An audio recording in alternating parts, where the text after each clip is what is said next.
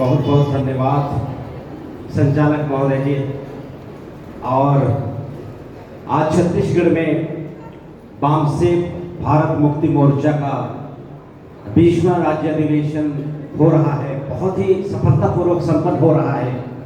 और यहाँ पे इस इवेंट को अटेंड करने के लिए हमारे 33 जिला के जो जुझारू क्रांतिकारी साथी अटेंड करने आए हुए हैं, उन समस्त साथियों को मैं दिल की गहराई से शुक्रिया अदा करता हूँ, धन्यवाद करता हूँ, वेलकम करता हूँ, इस्तकबाल करता हूँ।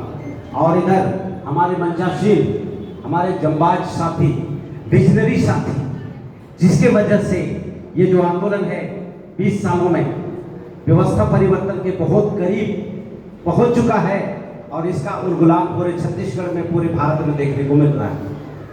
तो साथियों, अभी हमारे जो संचालक महोदय माननीय भरत घोगरे साहब बता रहे थे हमारे त्रिशूल का एक घटनाक्रम को, तो साथियों मैं उसके बारे में थोड़ा सा 2-3 मिनट बातों को रखना चाहूँगा। उसके पश्चात में एक विषय पर अपनी बातों को रखूँगा और अपनी बातों को समाप्त करूँगा। तो साथियों, ये जो त्रिशूल का जो मामला है, पत्थलगांव लुड़े के पास में एक गाँव है त्रिशूल, और वहाँ से बड़ी तादाद में आज वे गाँव वाले लोग इस कार्यक्रम को देखने सुनने के लिए आप लोगों के बीच में आए हुए हैं और बहुत ही ऊर्जा से भरे पूरे। और उनके वजह से जो वहाँ पे आंदोलन शुरू हुआ साथियों, और वो आंदोलन देखते देखते बहुत ही ज़्यादा पूरे भारत में फैला। और उस समय पे प्रशासनिक अधिकारियों के द्वारा वहाँ पे जो जोर जबरदस्ती करने का प्रयास किया जा रहा था, मैं धन्यवाद शुक्रिया अदा करता हूँ वामशे भारत मुक्ति मोर्चा का, जिनके वजह से हमें कॉन्स्टिट्यूशनल जानकारी मिला। और हमारे बहुत सारे जो साथी हैं जो आदिवासी संगठन में काफ़ी लंबे समय से काम कर रहे हैं, उनके माध्यम से हमने स्पेशली फिर शेड्यूल के बारे में काफ़ी सारी जानकारी इकट्ठा करी थी। और वो दिन था जहाँ पे हमने अपनी नॉलेज को वहाँ पे हमारे लोगों के हक अधिकार के लिए इस्तेमाल करने का मौका मिला। वो सारी चीज़ें आपने वीडियो में दिखी और बहुत सारे लोगों ने सराहा। अभी हमारे रूपनारायण का चैनल पे वो 1 मिलियन को टच करने को जा रहा है, थोड़ा सा बाकी है और मुझे पता है वो 1 मिलियन प्लस का जाएगा। और जो अन्य अन्य लोगों ने इस वीडियो को डाला उनका भी कई लाख व्यू गया। और मैंने उसमें कमेंट में पढ़ा, उस कमेंट में एक चीज़ बहुत अच्छे तरीके से लिखा गया था। वो चीज़ लिखा हुआ था कि शिक्षा शेरनी का वो दूध है जो पिएगा। ये कमेंट बहुत ज़्यादा उसमें लिखा गया है। दूसरा लिखा गया है कि जो संविधान की ताकत है ये हमने पहली बार देखा। ऐसा बहुत सारा उसमें लिखा हुआ है, कमेंट में लिखा हुआ है कि हमने संविधान की ताकत पहली बार देखा। तो ऐसा हम लोगों को सुनने में आया। उसके बाद में आप वो वीडियो अभी भी डला हुआ है, वो आप देख सकते हैं वहाँ का घटनाक्रम को कि हमने वहाँ पे कैसे अपनी बातों को रखा था। तो साथियों, उसके बाद में हमारा वहाँ पे गिरफ्तारी हुआ। मैं गिरफ्तारी की बात आप लोगों को बताना चाहता हूँ कि हमारा माइंडसेट कैसा था।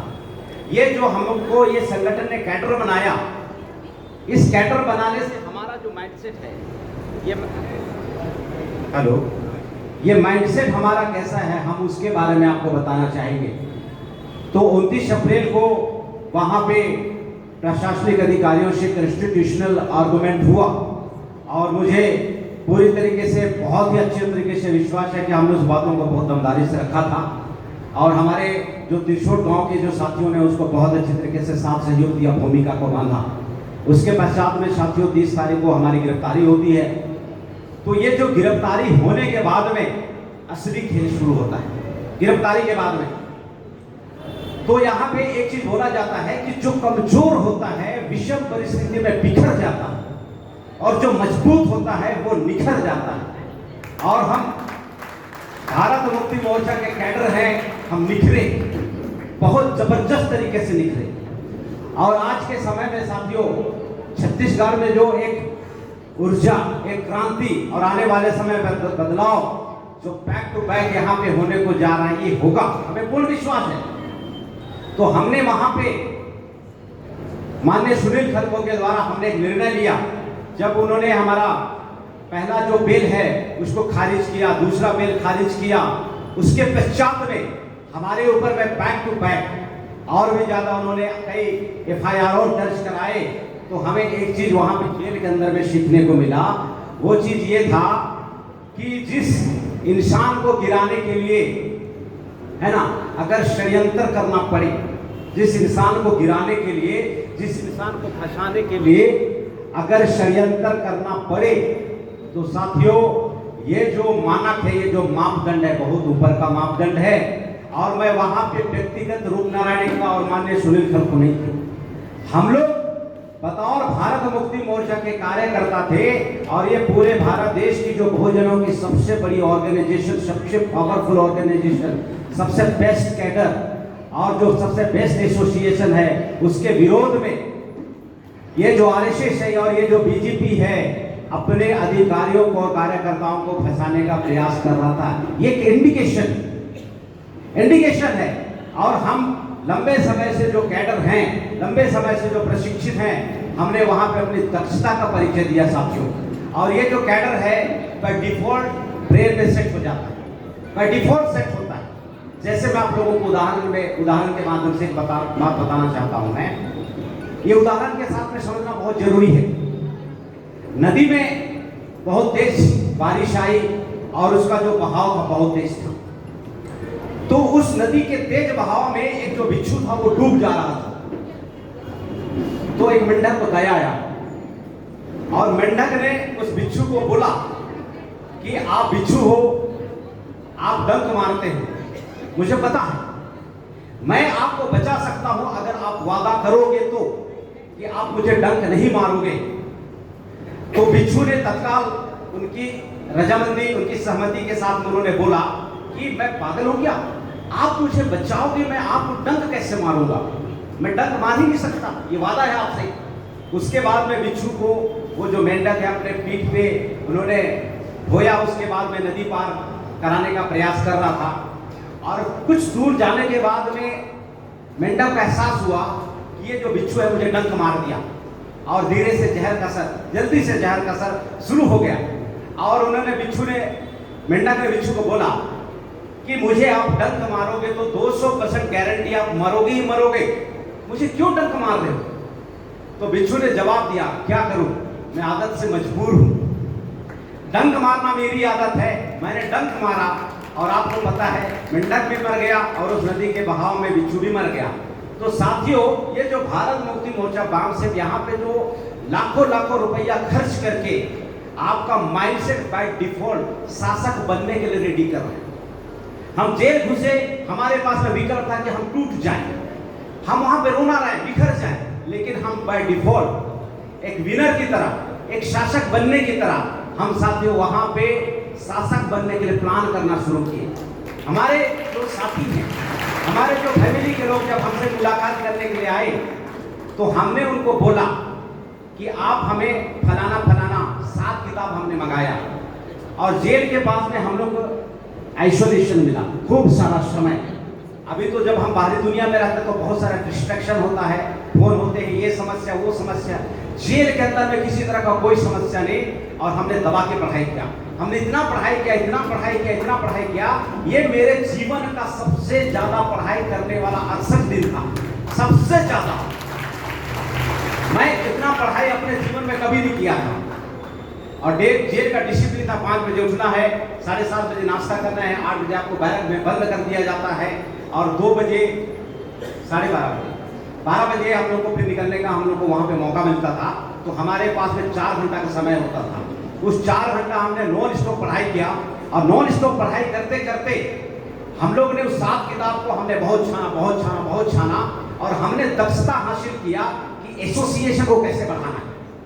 और जब एकदम डिफरेंट कंडीशन, जब कंडीशन एकदम से हमारे कंट्रोल से बाहर हो, उस समय हम अपने आप को कैसे संभाल सकते हैं, वो चीज हमने सीखा। और हमने सीखा कि ये जो खराब समय होता है, ये समय हमारे लिए ब्लेसिंग है, हमारे लिए वरदान है। और ये जो खराब समय लोग इसको निंदा करता है, इसको डेमोरलाइज की दृष्टि से देखता है। साथियों ये जो चैलेंजिंग टाइम है, ये चैलेंजिंग टाइम अगर आपके लाइफ में नहीं आ रहा है तो समझ लीजिए कि आपके पास में अवसर दस्तक नहीं दे रहा है। चैलेंजिंग टाइम का होना बहुत जरूरी है।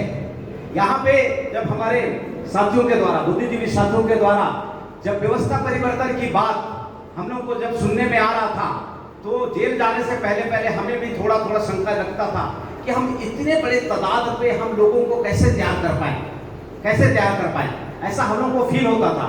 लेकिन जैसे हम लोग जेल के अंदर में गए साथियों, माननीय सुनील खलखो और मेरे द्वारा हम लोग वहां पे डिस्कशन करते थे पढ़ाई करने के बाद में कि 1 लाख समर्थक एक जिला में कैसा पैदा किया जाए, नहीं एक जिला नहीं, एक विधानसभा में कैसे पैदा किया जाए, हम इसके ऊपर में चर्चा कर रहे थे। और जब हम लोग चर्चा करते करते हम लोग जब प्रयास कर रहे थे कि 1 लाख लोग कैसे तैयार होंगे, तो साथियों ये जो समय आने वाले समय पे अभी हमारे छत्तीसगढ़ में 2-3 साल का जो समय है, मैं आप लोगों को वचन देता हूँ इस मंच से, और इस वचन में मैं आप लोगों का साथ सहयोग लेना चाह रहा हूँ मैं कि हम लोग एक एक विधानसभा क्षेत्र के हिसाब से, जो 90 विधानसभा अभी के समय पे है, हम वहाँ पे 1-1 लाख समर्थक पैदा करेंगे और कैडर समर्थक पैदा करेंगे। सिर्फ समर्थक पैदा नहीं करेंगे, कैडर समर्थक पैदा करेंगे, ताकि इनको खरीद पाना, इनको मोबिलाइज करना है ना, इनको दूसरी दिशा में धकेल पाना, ये किसी की बस की बात नहीं होगी। इतनी बड़ी तैयारी छत्तीसगढ़ में होने को जा रहा है साथियों। तो ये जो चैलेंजिंग टाइम है, ये चैलेंजिंग टाइम हम लोगों को इतना मजबूत बनाया और इधर विश्वास दिलाने में कामयाब हुआ कि 1 लाख लोगों को तैयार किया जा सकता है, 1 लाख लोगों को तैयार किया जा सकता है। अभी जैसा हम लोग अभी जशपुर से यहाँ पे इस अधिवेशन को अटेंड करने के लिए आए हैं साथियों, हमने एक बस बुक किया और एक बस के अंदर में हम लोग 52 से ज्यादा के हम लोग डेलीगेट्स यहाँ पे इस कार्यक्रम को अटेंड करने आए थे, और ये महज 3 दिन में तैयारी हो पाया, मात्र 3 दिन में तैयारी हो पाया, और ये बहुत जबरदस्त तैयारी हो पाया। और आने वाले समय पे साथियों 33 जिला में अगर इसी ऊर्जा के साथ में अगर आंदोलन को बढ़ाने के लिए काम किया जाए, तैयारी किया जाए, तो ये एकदम नेक्स्ट लेवल होने वाला है। तो इस तरीके से साथियों हमारा जो वो समय था, जो हमने जेल में वक्त बिताए, वो हमारे डिमोशन का टाइम नहीं था, हमारे प्रमोशन का टाइम था। हम मानसिक रूप से, भावनात्मक रूप से बहुत ही मजबूत होकर निकले हैं, और आने वाले समय पे जब हम छत्तीसगढ़ के विभिन्न जिलों में, विभिन्न विधानसभा में, विभिन्न तहसीलों पे जब काम करेंगे, तो इसका असर लोगों को देखने को मिलेगा। और साथियों मैं सिर्फ एक विषय पे 2 मिनट अपनी बातों को रखूंगा और अपनी बातों को समाप्त कर दूंगा। पहला विषय है साथियों, वर्तमान लोकतांत्रिक व्यवस्था पे ब्राह्मणवाद का अनियंत्रित नियंत्रण स्थापित होना, ये बहुत बड़ा समस्या है। तो साथियों विधायिका, कार्यपालिका, न्यायपालिका और मीडिया, ये लोकतंत्र का आधार स्तंभ है। और लोकतंत्र का मतलब है साथियों, जिसकी जितनी संख्या भारी उसकी उतनी हिस्सेदारी। लेकिन आज आप देखेंगे 80% से लेकर 100% आपके हिस्सेदारी के ऊपर में अतिक्रमण करते हुए ये जो मनुवादी लोग हैं, ये जो ब्राह्मण लोग हैं, वो कब्जा करके रख लिए हैं। तो जब लोकतंत्र के डेफिनेशन को पूरा ही नहीं कर पा रहा है, जब लोकतंत्र के डेफिनेशन को पूरा ही नहीं कर पा रहा है, तो समाज में समता, स्वतंत्रता, बंधुता कहां से स्थापित हो पाएगी। तो ये वक्त है साथियों, क्योंकि हमारे जो मूल निवासी समाज के लोग हैं, उनकी व्यवस्था में जाने के बाद में लोग सोचता है कि हम अपनी व्यवस्था, इनके व्यवस्था में घुस के काबिज करेंगे, संभव नहीं होगा। क्योंकि अगर मैं संजय बोरकर का घर को, अगर मैं अपना घर में समझूं, तो मैं समझ सकता हूं इसमें संजय बोरकर का कोई हस्तक्षेप नहीं होगा। लेकिन आप लोग मुझे बताइए, मेरे समझने मात्रा से वो घर मेरा हो जाएगा क्या? मेरे समझने मात्रा से संजय बोरकर साहब उसको मेरे नाम पे रजिस्ट्री करेंगे क्या? नहीं करने वाले हैं। तो मैं तमाम मूल निवासी समाज के 100 करोड़ लोगों को यहाँ से अपील करना चाहता हूँ, गलतफहमी से बाहर निकलिए। समस्या हमारा, तो समाधान भी हमारा ही होना चाहिए।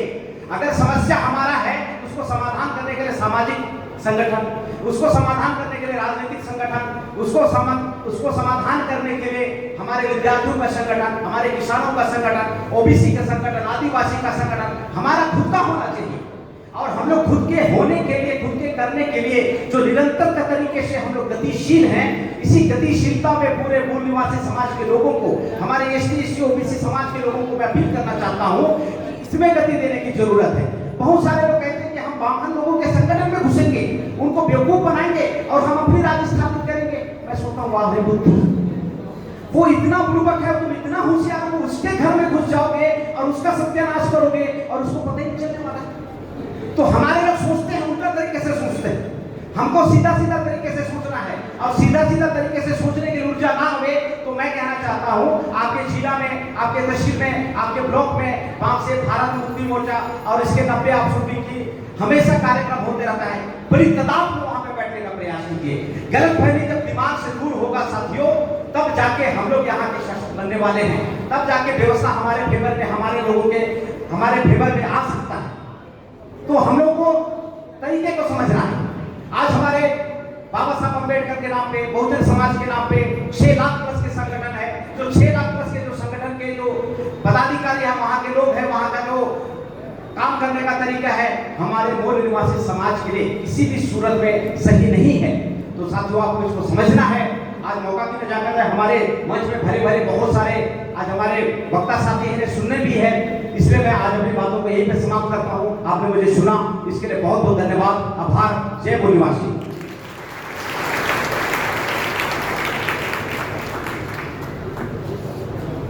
बहुत बहुत धन्यवाद मान्यवर, बड़ी ऊर्जा के साथ आपने अपनी बातें हमारे बीच में रखा है। जो